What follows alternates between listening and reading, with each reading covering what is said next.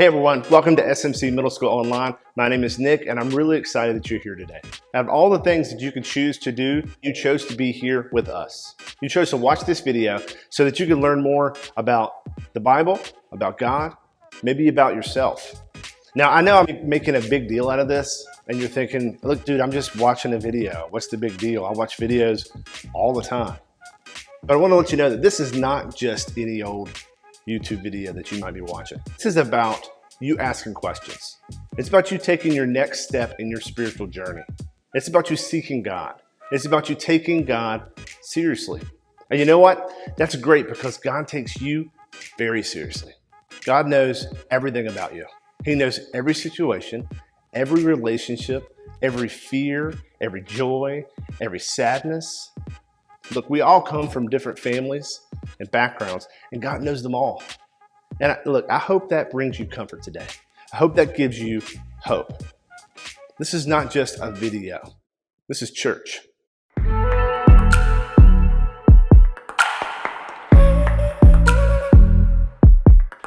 One more step, one more exhale, as I fall away you lead.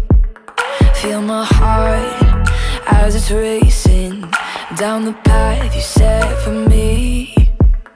When the road feels unending, there's a promise you reveal. When these days leave me empty, you sustain me even still. With every breath, you are reviving these burning lungs.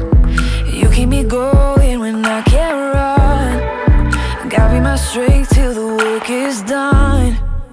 Done. I won't let the race overtake me. Won't let anxiety faze me. Whatever comes, count me in. Count me in. Oh, even when my legs are weary, I'm not gonna give up that easy. Whatever comes, count me in. Count me in.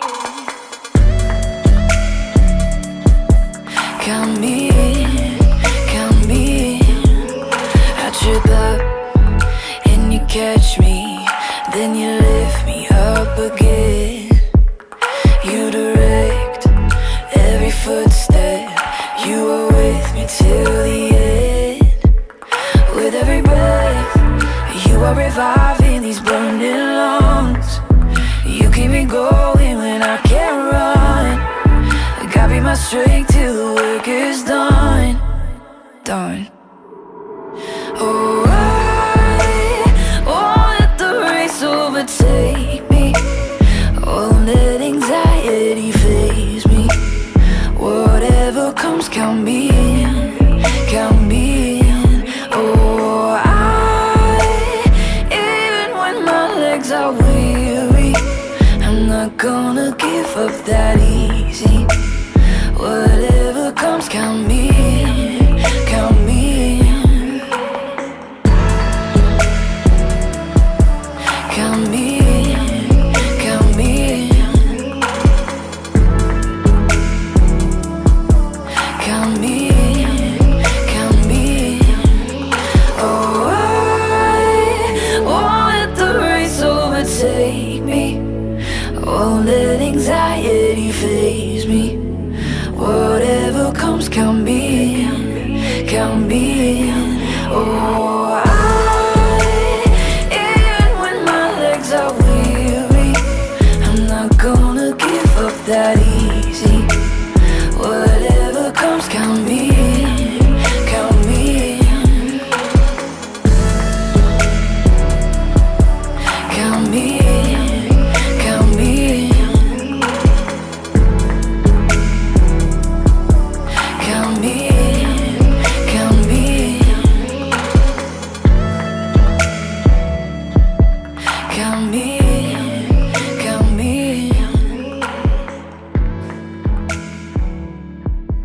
Count me in.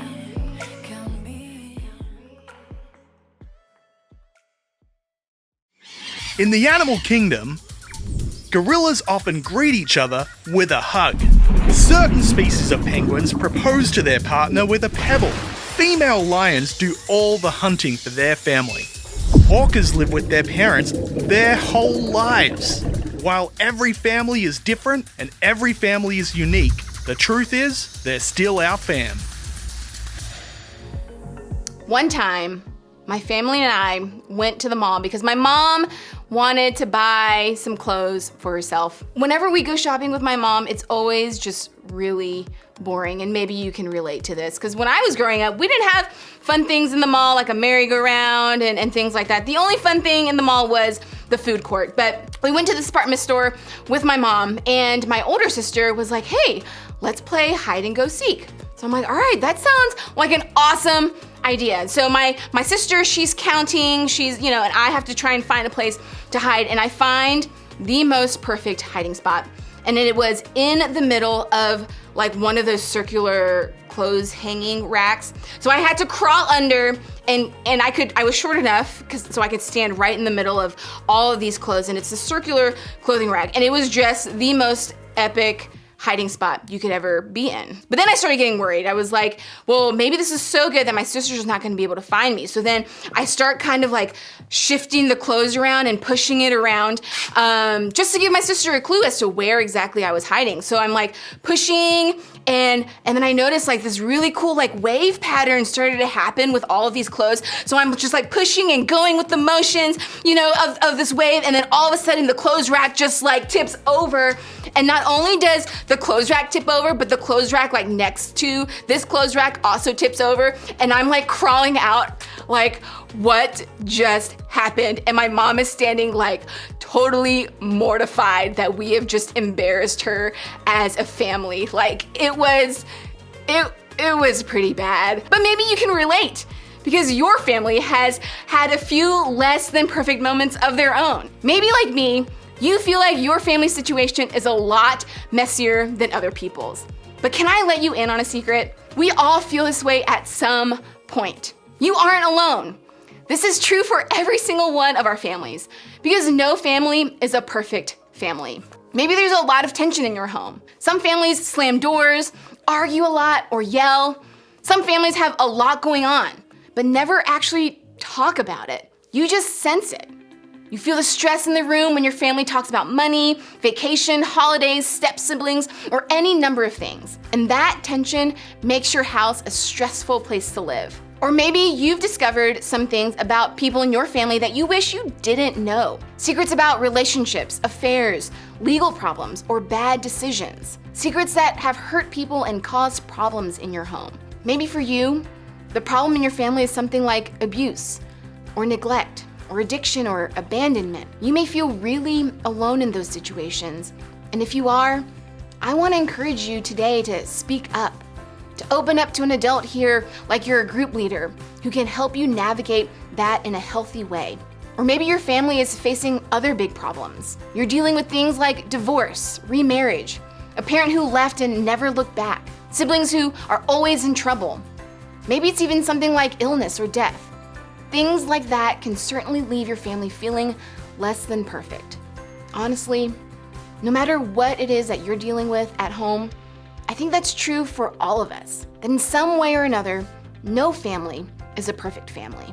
What's difficult about this is that sometimes we think that nothing good could ever come from an imperfect family. That God couldn't use us if we come from a family like that. But as we'll see today, that couldn't be further from the truth. Here's the thing about the Bible. Some of the people in it are kind of messed up. Their lives weren't perfect, and a lot of their families weren't either. In fact, there's one family in the Bible whose story I love. Not only was their family totally dysfunctional, but God still did big things through them. I think the same can be true for us. The story starts with a man named Abraham. God promised Abraham a lot of descendants, and he promised to use that family in a big way. Pretty cool, right? Abraham had a son named Isaac, and Isaac had 2 sons.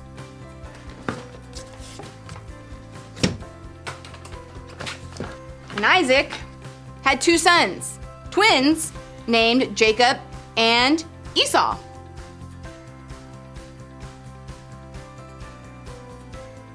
All right, Jacob and Esau.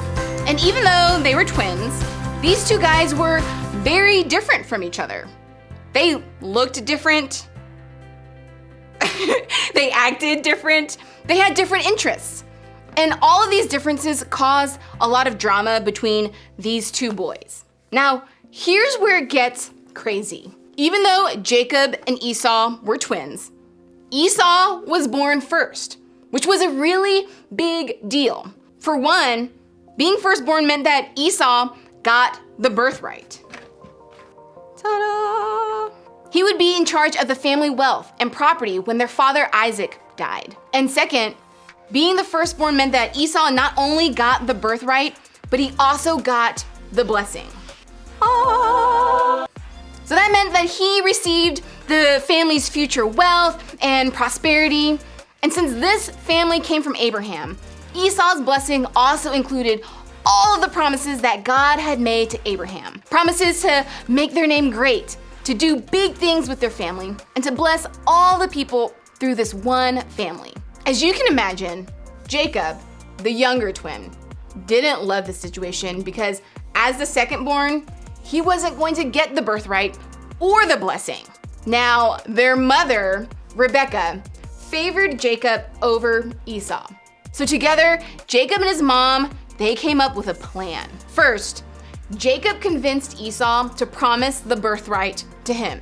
And honestly, it didn't take much convincing. Esau was starving! So Jacob offered him some food in exchange for the birthright. That doesn't seem like an even trade to me, but haven't we all made some crazy decisions when we're hungry? With the birthright now his, all Jacob needed to do was trick his father Isaac into giving the blessing to him instead of to his brother Esau. Now, because Isaac was older and towards the end of his life, his eyesight wasn't so great. Jacob's mom helped disguise Jacob as his brother Esau so that Isaac would give him Esau's blessing. And here's the crazy thing. It worked. Isaac gave Jacob the blessing that was promised to Esau. Of course, when Esau came in a few moments later, he had no idea what his brother Jacob had done. When their father Isaac realized what had happened, look at how it played out. When Esau heard his father's words, he burst out with a loud and bitter cry and said to his father, "Bless me too, my father." But he said, "Your brother came deceitfully and took your blessing." Esau said, "Isn't he rightly named Jacob? This is the second time he's taken advantage of me. He took my birthright, and now he's taken my blessing." Then he asked, "Haven't you reserved any blessing for me?" Isaac answered Esau, "I have made him lord over you and made all his relatives his servants, and I have sustained him with grain and new wine. So what can I possibly do for you, my son?" Esau said to his father, "Do you have only one blessing, my father? Bless me too, my father." Then Esau wept aloud. Trust me, it only got worse from there. After some heated conversation, we come to find out that Esau planned to kill his younger brother Jacob. Their mother sent Jacob away to protect him, breaking up their family completely. What's the point of this insane story? Well, it's that the story didn't just stop there. Sure, this family was a mess, but in spite of all of that, God still had an important future planned for them. He had promised something great to Abraham, and a messed up family wasn't going to change that. Their family didn't have to be perfect for God to use them. Hundreds of years after this had happened, the writer of the book in the Bible called Hebrews looked back on the story. And there, the writer didn't talk about the mess or the bad choices or the pain in this family. Instead, they wrote this: "By faith, Isaac blessed Jacob and Esau in regard to their future." Isaac did eventually pass on a blessing to Esau. It wasn't the same as the original blessing that Jacob stole, but it was something. It was an act of faith. Even though there was a lot of really bad moments in their family, the very act of Isaac passing on a blessing to his family was an act of faith. It was a way of saying, I believe what God is about to do in our family and that it's true. I believe He has something good for us and in our future. God had a plan for this imperfect family. And even in the middle of so much pain and so many problems, They trusted him to come through. And that's what I want for each of us. You see, your family doesn't have to be perfect for God to use it. Seeing how God didn't forget about a less than perfect family back then can give you hope that he'll do the same for your family today. In fact, for a lot of you, the most hopeful thing about this lesson is that no family is a perfect family, but God works anyways. Being imperfect isn't the end of the story, which is a huge relief. You don't have to be perfect for God to use you, and your family members don't have to be perfect for God to use them. You don't have to come from a perfect family to be able to do amazing things. Here's what I want you to try. First, choose to believe God is working anyway. Your family will mess up.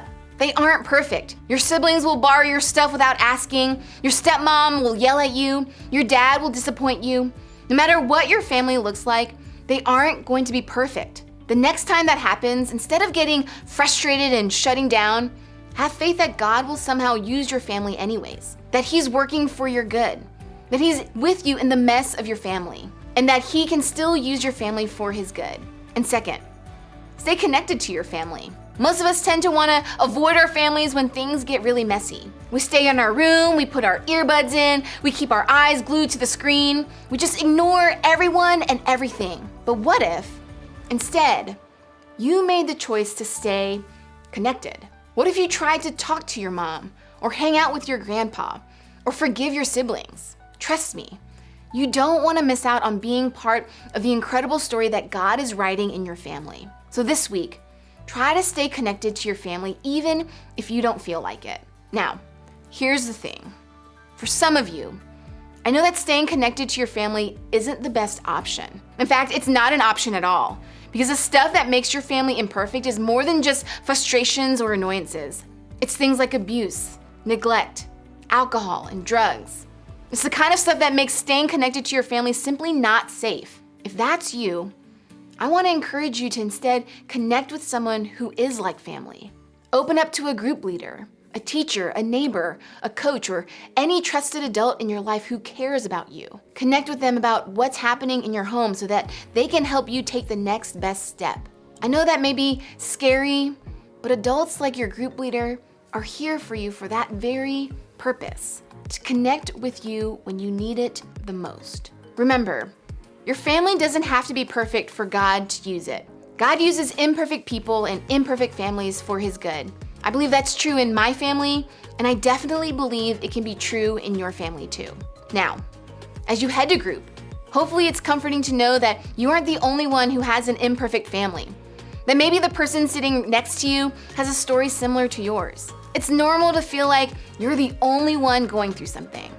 But what's great about your group is that you can connect with someone who knows how you feel. And in the process of doing that, you get a chance to learn about all the things God is doing in your lives.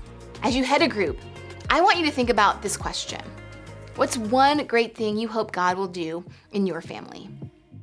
So if you would like to continue the conversation about Jesus, please join our Zoom on Tuesday nights at 7 o'clock. We'll send out a link. Just text middle school to 64600. As always, hit the subscribe button below so that you can know when we go live and post new videos. And pretty please, for our buddy Brooks' sake, hit that like button. Have a great week, and I hope to see you Tuesday. Feels unending. There's a promise you reveal. When these days leave me empty, you sustain me even still. With every breath, you are reviving these burning lungs. You keep me going when I can't run. God be my strength till the work is done. Done.